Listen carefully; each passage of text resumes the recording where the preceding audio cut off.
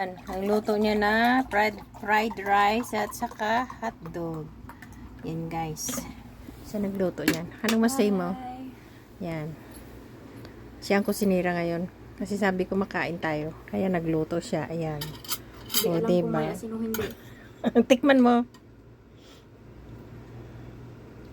Ano? Meron. Mayroon ba?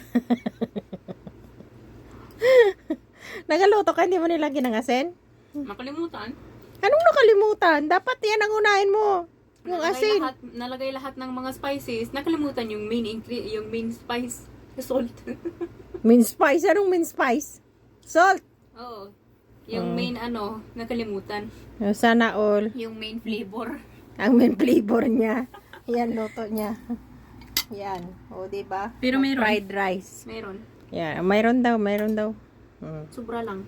Anong sobra? O, diba? Sana all. Say bye. Siguro. Tikman ko guys kung may asin o wala. Yan. Okay naman. May asin din.